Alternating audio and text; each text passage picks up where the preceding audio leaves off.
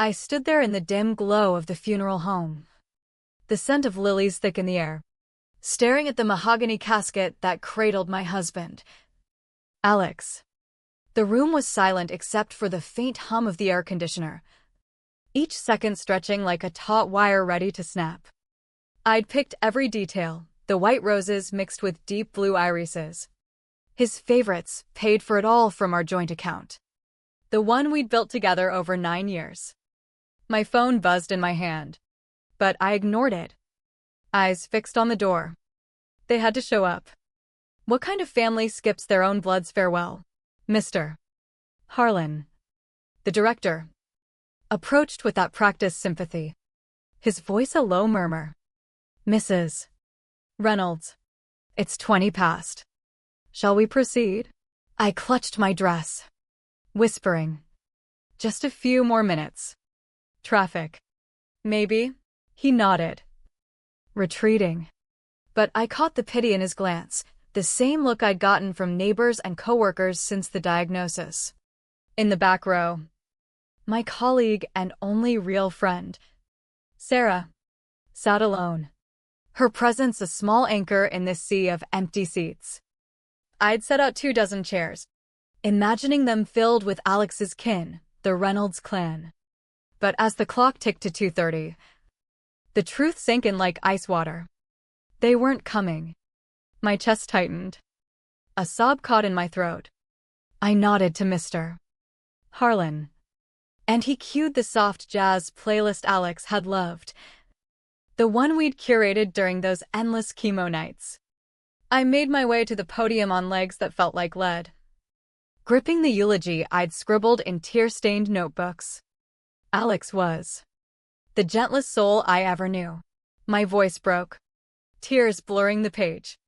He loved rainy afternoons with old vinyl records, bad puns that made you groan, and surprising me with breakfast in bed. He always put everyone else first, too much. Maybe. I glanced at the vacant rows, thinking of how his family had drained him dry.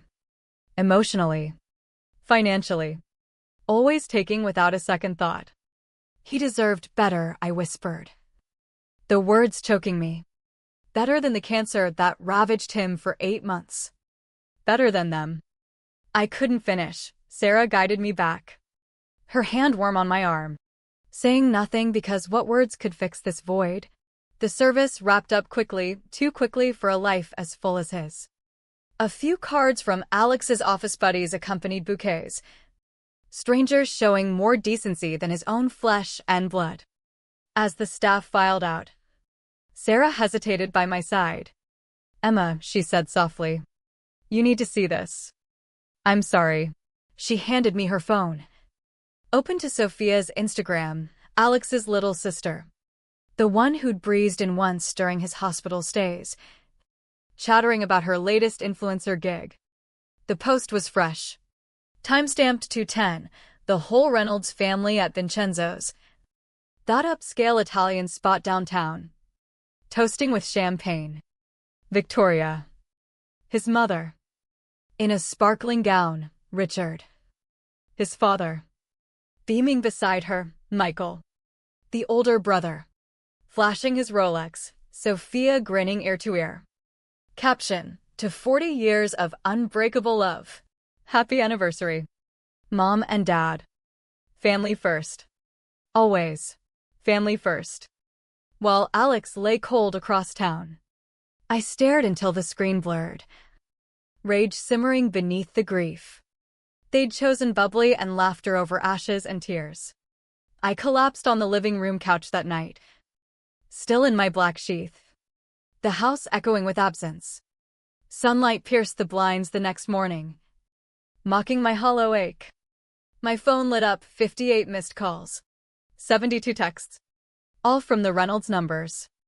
I flung it away, not ready for their excuses. The place felt haunted without Alex. Even the coffee maker hummed too loudly. I wandered to the mantel, pulling down the scrapbook he'd assembled for our 5th anniversary, photos glued with care, captions in his neat script. Flipping through, I lingered on our first date at the local farmer's market, Me with an armful of fresh produce. Him grinning like he'd won the lottery. We'd bonded over shared dreams, simple ones, like weekend hikes and quiet evenings. Then came the Pages with his family. That disastrous introduction dinner at their suburban McMansion. Victoria had sized me up at the door, so. You're the elementary school teacher. No warmth. Just judgment. Over steak. She probed my background, grew up in a working-class neighborhood. Dad a plumber. Mom a waitress. And teaching pays. Adequately, she'd sniffed. Alex had squeezed my knee under the table. Emma's incredible with the kids. Changes lives. Victoria's smile hadn't reached her eyes. More Pages, our wedding. A compromise between my intimate garden ceremony and Victoria's flashy affair. She'd worn ivory champagne. Dear, and griped about the outdoor venue. What if it storms?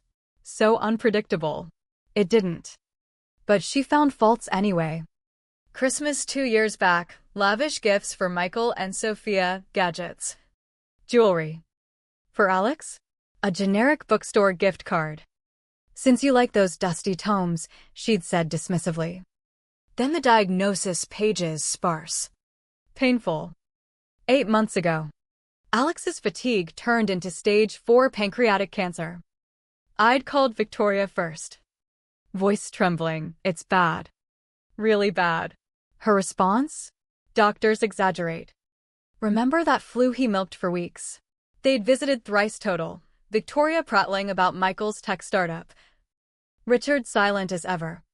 Michael preaching positive vibes like it was a mindset fix. Sophia snapping a selfie for her feed, supporting my bro through tough times, family strong, and vanishing after. The doorbell pounded like a drum, jolting me. Peeking through the curtains. My gut twisted, the whole crew on my stoop, Victoria in tailored slacks. Fuming, Richard shuffling, Michael suited up, Sophia in shades. Emma, open up. We need to discuss your appalling actions. Victoria barked. Fury ignited in me. A slow burn turning inferno. I swung the door wide. Blocking entry. No hellos. No pretenses. Victoria's eyes narrowed. Proud of yourself. Are you? Making us look like monsters. What I've done? I echoed. Voice low. Yes. You, she hissed. Guilting us over missing the service. We had commitments, our 40th anniversary. Planned forever. Deposits. Guests from out of town. Your son's funeral, I countered. Trumped by cake and toasts? Don't twist it, she snapped. We loved him.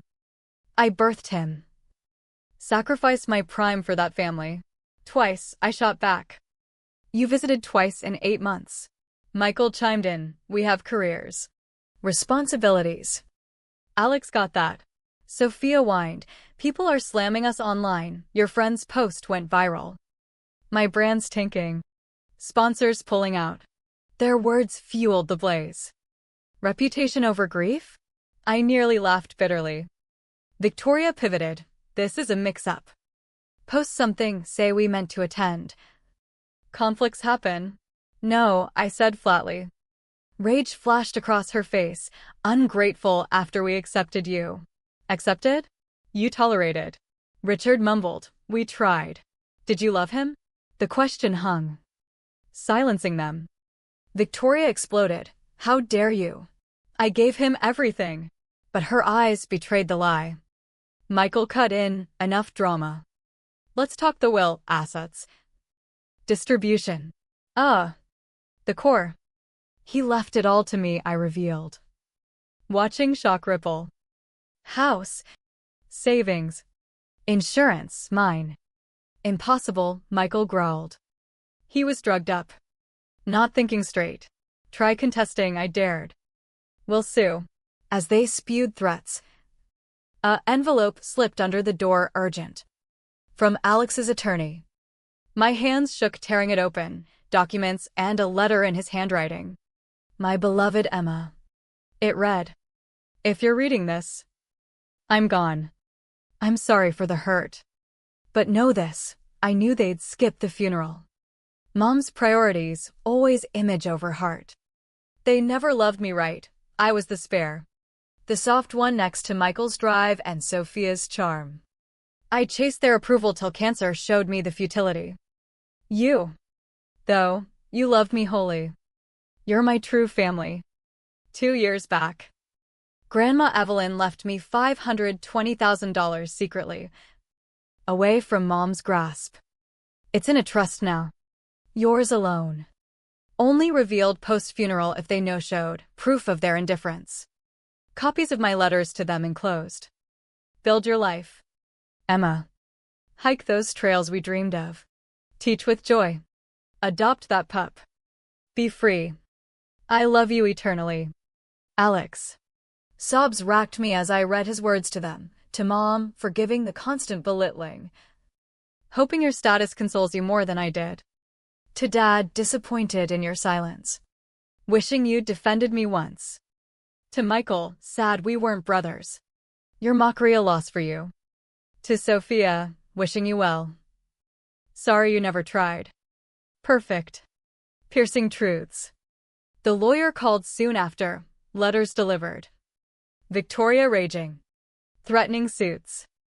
Ironclad, he assured. And Alex's message, you owe them zilch. 3 days on. They returned. Faces drawn, Victoria tear-streaked. Clutching her letter. Emma. Please, she begged. Voice cracking. I erred. Didn't grasp how dire it was. Real tears? Or ploy?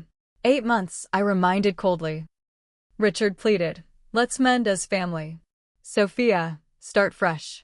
Michael, he was medicated. Fair split avoids court mess. Greed veiled as remorse. No, I repeated. Panic set in. People will judge you. Call you manipulator. Let them. Selfish, Sophia spat. Blood deserves share. Blood that partied through a send-off?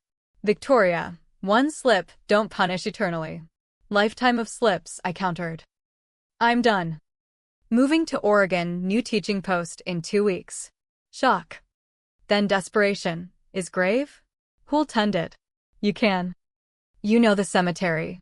As they devolved to threats. I shut the door on their chaos. Upstairs. I packed Alex's favorite flannel. Inhaling his fading scent. I'm breaking free, I whispered. Diane helped load the truck next day. The house sold fast. Blocked their numbers. Erased traces. At the airport. Suitcases in tow. I glanced back at the city of love and loss. Then boarded. Oregon welcomed me, cozy apartment. Eager students. Fresh starts. No shadows of the past. Months later. Adopting a lab mix named Buddy.